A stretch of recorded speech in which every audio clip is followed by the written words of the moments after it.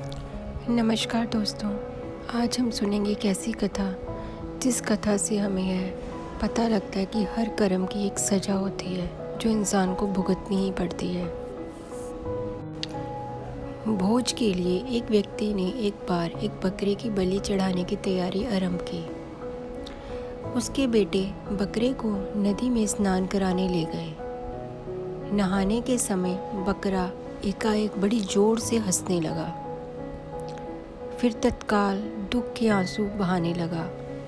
दोस्तों, उसके विचित्र व्यवहार से चकित होकर बेटों ने उससे जब ऐसा करने का कारण जानना चाहा तो बकरे ने कहा कि कारण वह उनके पिता के सामने ही बताएगा जिसने सारा यह आयोजन किया है।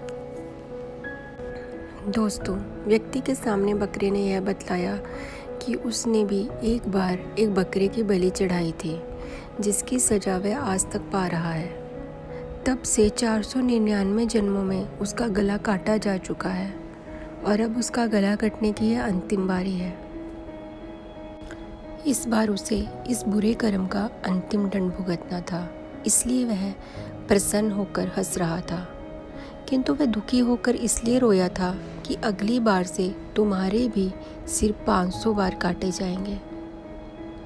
जब दोस्तों व्यक्ति ने उसकी बात को गंभीरता से लिया और उसकी बलि की योजना स्थगित कर दी तथा अपने बेटों से उसे पूर्ण संरक्षण की आज्ञा दी।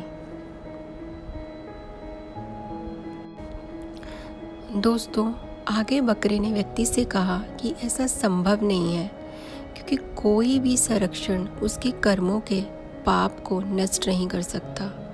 कोई भी प्राणी अपने कर्मों से मुक्त नहीं हो सकता। दोस्तों, जब बेटे उस बकरे को लेकर उसे यथोचित स्थान पर पहुंचाने जा रहे थे, तभी रास्ते में किनारे एक पेड़ की शाखा पर नरम नरम पत्तों को देख ज्यों ही बकरे ने अपना सिर ऊपर किया, तभी एक वज्रपात हुआ और पेड़ के ऊपर पहाड़ी पर स्थित एक चट्टान के कई टुकड़े छिटके। एक बड़ा टुकड़ा उस बकरे के सिर पर इतनी जोर से आ लगा कि पलक झपकते ही उसका सिर धड़ से अलग हो गया। दोस्तों, इससे हमें यही पता चलता है कि इंसान अपने कर्मों से नहीं भाग सकता, उसे अपने हर कर्म का फल यहीं भुगतना ही पड़ेगा। हमारी आज की कथा यहीं संपन्न होती है। और सुंदर कथाओं के बारे में जानने के लिए हमारे चैनल को लाइक कीजिए, सब्सक्राइब कीजिए और शेयर कीजिए। धन्यवाद।